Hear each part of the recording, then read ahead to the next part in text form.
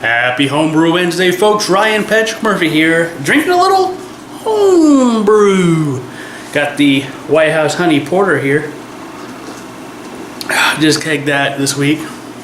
I just had a problem with the keg on that beer. A lot of times I'll take a quick sample of a beer in the tap with higher than serving pressure, which I had this kegged 3 days at 20 psi, which with this regulator I have, this crappy regulator, I've complained about it with you guys before.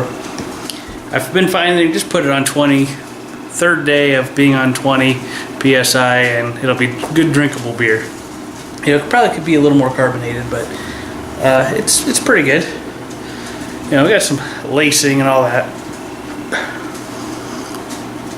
But so I went and I tried to, just did quick, I didn't want to full glass of 20 psi because essentially it'd be degassed. And for some reason I decided to open up. I thought, you know what, I'm gonna turn the pressure down on this. I opened up the kegerator, puddle of beer coming off that keg. Like, what the heck? Okay, it's not leaking. I mean, obviously it was leaking, but I didn't see it actively leaking there.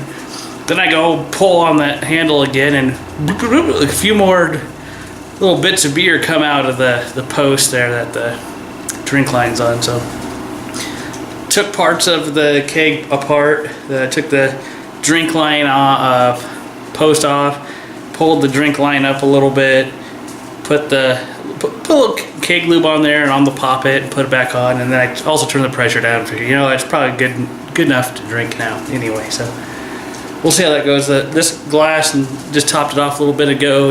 I didn't notice any more leaking, so hopefully it just needs a little keg lube. That's the keg I've actually had for ever since I started. So I've never replaced the O-ring. I have replacement O-rings for it, and I have had replacement O-rings for it for not long after I got the keg, and I've never replaced it because nothing. That keg's always been the solid, no leak keg. So. And with poppets and stuff, you gotta pretty much replace those. But I'm hoping the keg lube is just all it needs. I need to be a lot better at using that stuff. I don't use it a whole lot. Cheers. Well, right now I am brewing. I am brewing the great pumpkin ale sent to me by 82 Mako 20. You guys probably know him if you're on the Vaughn Live circuit. Thanks, Clutch. Of course, I should have known the AC was going to kick on. Let me shut that off quick.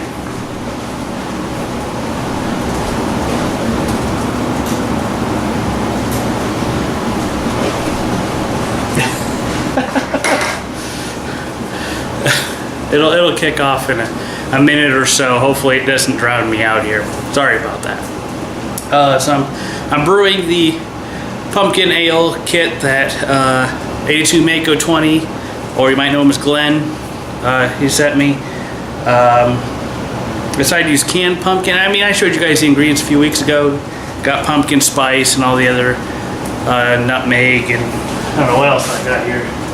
Just refresher, I guess. Nutmeg, whole allspice, ground nutmeg, and pumpkin pie spice, like I said, and some cinnamon sticks, which these are kind of nice to smell. So, since I got canned pumpkin, I have more than 75 ounces that their website said. So I put it in a glass baking dish. So it's about 29 ounce a can, 3 cans. Well, what's the math on that? I'm totally blanking. About 90 ounces, I think, instead of 75. I won't put it all in the pot, but this kit came with a couple things I don't normally use. I have used one of these, kind of, not this exact brand, but we had some Brew Vigor. I'm going to use this stuff because it came with it. Some Burton water salts. I do filter the water here. I think the water is kind of soft around here. The mini brewer might be able to tell me otherwise, because most of our water comes from the river, and they do put some well water into it too. But I filter it, but when it comes out of my sink. So I'm gonna put this in here just to see what happens. It came with the kit. I didn't buy it special. Burton water salts, For extract kits, you use this right before you boil. If you're mashing, do it with the mash. And also, of course, 5 ounce priming sugar. I know originally I said I was going to mini mash the grains that were with this kit because there was like 2 pounds of 2-row in there. You know, I didn't want to take the time to do that today. I wanted to get a beer brewed, and I wanted to get this beer brewed since Glenn was so kind to send it to me, so I did not mini mash it. But I am going to do something else that he does do with kits that he gets a packet like this with. I am going to put the dextrose into the boil, and we're going to bump that alcohol this way rather than mini mashing, which the mini mashing might have actually been able to pull more off, but it's not a big deal. I've had some temperature issues with the grains because I was dealing with keg issues while steeping. Right now I am actually trying to get the wort up to a boil. Anyway, so I had the, whatever, 90 ounces, it's not 90 ounces, well, I don't know why I'm blanking. Well, it's almost 90. It's like 87 ounces of pumpkin. I'm baking it in the oven at 350. The recipe says do it for 2 hours. I assume part of that was so it could soften actual pumpkin, and it didn't really elaborate on whether that applied to canned pumpkin. But I am pretty much doing that anyway, because I put in there, it's like, oh, it's gonna be 2 hours. I don't really want to waste 2 hours, but now that I've started this process and I started looking and going, well, geez, I might need that in about 2 hours anyway. Once I get the water to the boil on the induction cooktop, or get through steeping grains and all that stuff, it's gonna be about right. I don't know that it needs to be in there for the full 2 hours. Probably if an hour and a half it's ready, I could probably just take it out. Right now, my wort's only at 150 degrees anyway, so 40 minutes is left in the oven, so it's probably gonna be about right, honestly. Probably once that's up, I'm gonna put it in this nylon bag. You guys have seen me use this many times, and in my mini mash video, if you don't know I have a mini mash video, go check it out. I don't know what it's called. You could probably look at mini mash or partial mashing. I have a whole video on it. Maybe one of my Ryan Brews videos. I don't know. I may have made it a Homebrew Wednesday too. I'm not sure. But, you know, take this little nylon bag. I'm going to put the pumpkin in here. So then once we're done with the boil, I'll pull this out, which I hate having to sit there and wait for things to drip off. And this is going to get stuck in here. It's going to be like sort of like a stuck sparge. The all grainers know what that means. But that pumpkin's gonna plug these holes in here, and it's not gonna let that liquid out. But which I almost thought about just throwing the stuff in there, but I don't want to have all that pumpkin sitting in the fermenter. I don't want to get weird vegetable tastes. But so the pumpkin's in there. It's baking. I did put pumpkin spice over the top as per DeFalco's recommendation. That's the company that Glenn gets his kits from. And this kit came from as well. We got a 6-pound bag, I believe. Let me just see what we got here, just to refresh folks. We have a 6-pound bag of unhot malt extract. I think it's amber malt extract. I don't think it's golden light. I think it's amber. The crushed grain was like 2 pounds of 2-row, which I wish I would have mashed that instead of just steeping it. And there were some other grains in there, but it'll be fine. It'll turn out good, I think.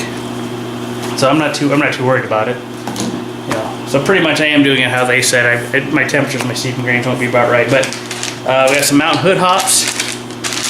2 ounces of this. One will go in at the beginning with the pumpkin. The pumpkin will ride this whole boil out. They will go with the whole boil. So that'll be pretty cool. Hopefully I'll be able to get my chiller in there. But I'll probably have to pull it out, put the chiller in, and then put the pumpkin back in. But that'll be all right. And the assorted spices will go in with the last edition of the Mountain Hood hops, which I believe is at like 10 or 20 minutes left in the boil. 20 minutes.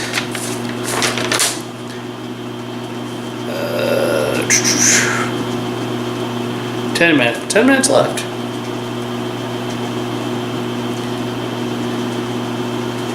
Oh, wait, their math is not right here. So bring it to a boil. This is a 50-minute boil. and boil an additional 40 minutes. That gives us 20 minutes left. Then add these hops, boil an additional 10 minutes. That gives us 10 minutes left. Turn off the heat, cool the wort immediately. I might go look online and check this out because I'm thinking these instructions, there was a mistype here. But it'll be alright.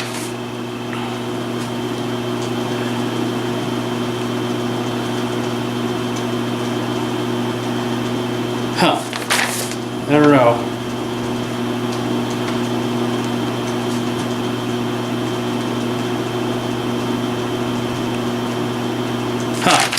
Anyway, and we SO4. They say to hydrate it. I'm probably not going to. I really don't. I don't do that a whole lot. But I'll figure out what that timing is. I'm sure it's probably supposed to be, say, boil for 50 minutes and then add these, or boil for an additional 20 minutes after the 40 minutes. But we'll see. I'll look it up. It's one of those. I don't think it's a 50-minute boil. And of course I will use Whirlfloc at the appropriate time on this. Not that I'm too worried about it not being clear, but with the pipeline I've had lately, if this beer has to sit a little bit in a fermenter, whether it be primary or secondary, having those beers kind of cleared out, they will last longer. They won't go stale as quickly as a beer where you have a lot of those proteins in it. So this is one of those, get a little longevity by using some Whirlfloc, really. Anyway, happy Homebrew Wednesday.